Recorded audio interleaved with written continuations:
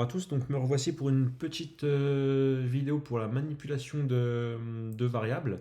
Donc là, c'est de la recherche et du remplacement sur des variables. Donc pour l'exemple, ici, euh, on a une variable qu'on a appelée name et on y a mis flutter power en chaîne de caractères. Donc on va pas l'imprimer directement, mais là on va regarder, on va imprimer si oui ou non cette variable contient le nom power. Donc pour ça, en fait, c'est assez simple. C'est la méthode contains. Donc en fait, c'est comme la vidéo précédente, vous appuyez sur point et vous avez toutes les méthodes qui apparaissent. Donc en fait, la méthode contains est ici. Donc vous voyez, alors je vais déjà expliquer une petite différence. Donc beaucoup de monde fait l'erreur.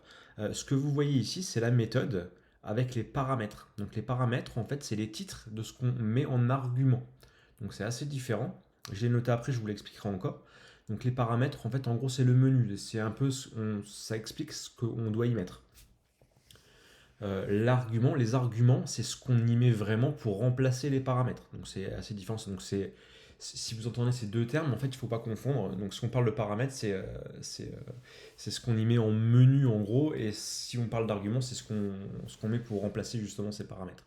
Donc, ça paraît un peu complexe, mais c'est assez simple. Au final, on s'y fait assez rapidement. Donc, voilà. Donc, on sélectionne Contents. Donc, on y met Power. Voilà. Est-ce que ça contient la chaîne de caractères Power? On lance tout ça. Et là, en fait, c'est un booléen qui est retourné. Donc, c'est soit vrai, soit faux. Soit ça contient, c'est true. Soit c'est faux, ça ne contient pas et c'est false. Donc là, en fait, c'est OK, donc c'est true. Par contre, juste petit truc, précision, c'est case sensitive. Vous faites ça. Est-ce que ça contient power? C'est false, ça ne contient pas power parce qu'en fait, il n'y a pas de majuscule.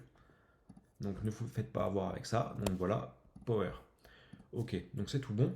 Donc, comme je vous l'ai dit, c'est un booléen. Et c'est là où est la force de Dart, en fait, c'est que c'est typé. Donc, si vous voulez mettre ce résultat true or false dans une variable, ici qu'on appellerait contains power, je l'ai appelé, c'est moi qui l'ai défini, hein, c'est pas, j'ai trouvé ce nom-là comme ça. Et bien en fait, il faut typer cette variable en booléen. Donc, si vous regardez ici, donc on va refaire la petite exécution. Là, ce que j'ai fait, donc j'ai créé une variable, donc je l'ai initialisée, elle n'existait pas avant. Je l'ai appelée contains_power, je l'ai typé en booléen parce que je sais que en fait ça, ce que je remets ici en fait, c'est bien, ça nous retourne bien un booléen, donc on le stocke dans une variable booléenne et ensuite on l'imprime et ça nous retourne bien le booléen true. Donc je vais vous faire un petit exemple. Est-ce que Dart serait content avec un petit string? Eh ben non, ça compile pas. Donc là, c'est carrément une erreur de compilation. Donc c'est au début, on n'a même pas besoin de l'exécuter, on voit tout de suite qu'il y a une erreur. Donc en fait, c'est un peu l'intérêt de Dart et des langages typés. Donc là, on met booléen et ça passe comme une lettre à la poste. Donc voilà, on a fini cette petite explication.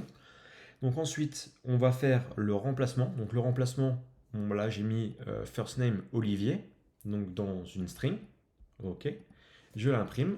Donc là, jusque là, il n'y aura pas de surprise. On est d'accord, ça renvoie bien Olivier. Donc, ensuite, je vais décommenter. Là, je vais chercher à remplacer Olivier par Flutter. Donc en fait, je crée une nouvelle variable. Donc c'est toujours une string parce qu'au final, je remplace Olivier par Flutter qui est aussi une string. Donc je laisse en string. Je l'appelle lastName, c'est une nouvelle que j'initialise. Donc je mets bien une string. Ensuite, donc sur le first name, ma variable du dessus, je l'utilise ici. Et j'utilise la méthode replace all. Donc, je vais vous remontrer tout ça. Hop, je mets le point. Et là, on va la chercher. Replace all. Donc là, les paramètres. Donc ici, il y a deux paramètres. C'est le menu. Donc vous mettez la string d'entrée. Et en deuxième paramètre, on nous demande une string la string qu'on veut en remplacement.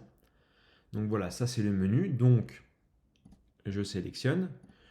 Donc je connais mes paramètres, je sais qu'on veut la string d'entrée et la string de remplacement. Donc en fait, en argument, je vais mettre ce que je veux. Donc en fait, eh ben, je vais remplacer directement pour ne pas faire d'erreur et vous faire patienter trop longtemps. Ici, l'argument, je vais mettre Olivier. Je prends Olivier qui est dans le first name et je le remplace par Flutter. Et après, je réimprime ma nouvelle variable que j'ai recréée. Et là, en last name, il y a bien Flutter. Donc pour résumer, en gros, je recrée une variable et je vais y mettre mon ancienne variable, mais qui aura eu un remplacement. Ici avec replace all. Donc voilà, et là je réexplique, en fait, je vous ai réécrit en fait en gros la différence entre les paramètres et les arguments. Voilà pour cette vidéo, on se retrouve sur la prochaine.